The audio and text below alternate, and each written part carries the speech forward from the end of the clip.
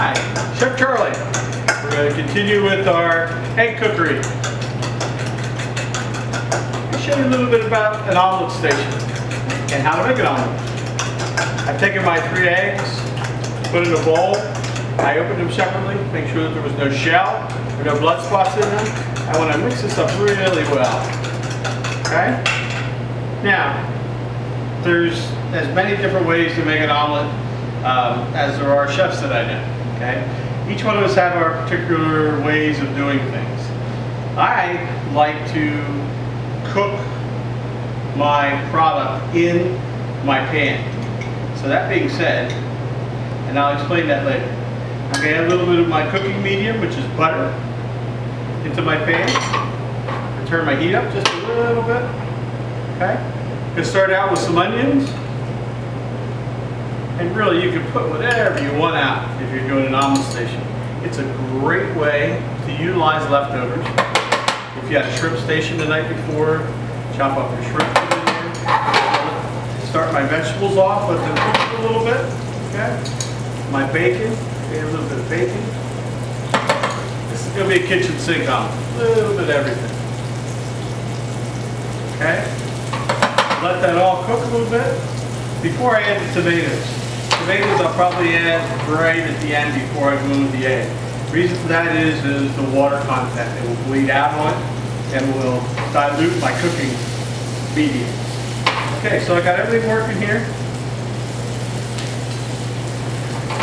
Makes a world of difference if you're using a Silverstone pan. And you'll see how fast this will cook. It's amazing. Can you add just a couple of tomatoes?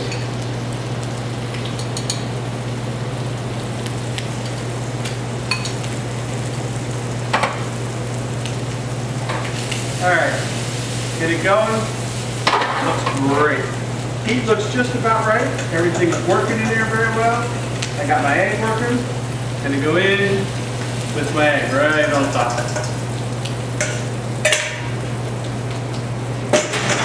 And it's gonna start to cook right away. I want to move the egg, start to coagulate just a little bit. Get it all mixed in together. You can see that the omelet itself, everything is mixed throughout the omelet.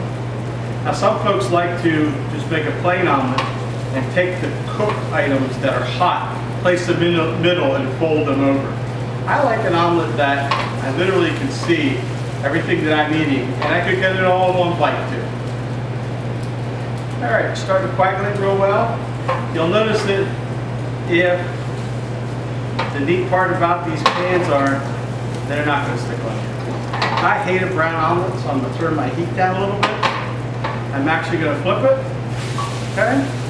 Now the inside, I'm going to cut my heat way down. I'm going to add my cheese. I'm using a feather cheese, a mixture of Monterey Jack and cheddar. Put it on there and cut it completely off. If you have a lid, you can put a lid on it. If you're working an omelet station and you have an extra omelet pan, you can literally cap it with another omelet pan. Works just as well. And let it finish like that. Okay? Set my plate a while. Plate's all ready to go. Okay? And as it finishes, what I'll do is put it together.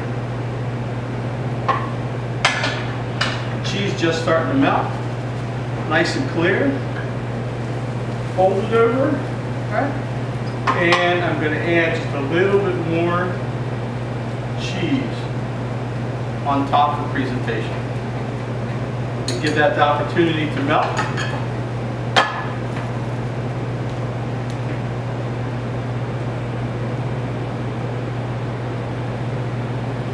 I'm going to take it and lay it onto my plate. I like to turn it around so I can literally slide it onto the plate. This I'm going to flip over. Okay? Very nice little omelet. Some places also will take a little bit of what all they put in the omelet and use it for the garnish around the omelet. That literally tells what it is. And if you're working a busy house, I learned this one time. I was sitting in at a Hojo's, working at Hojo's when I was very young, and you went to the window and there's 1,000 omelets in the window. You have no clue what that omelet has in it. So what they would do is take a little bit of all the protein, all the veggies, and put it on the plate. It gives it a very nice presentation. And then finish it in between with a little parsley.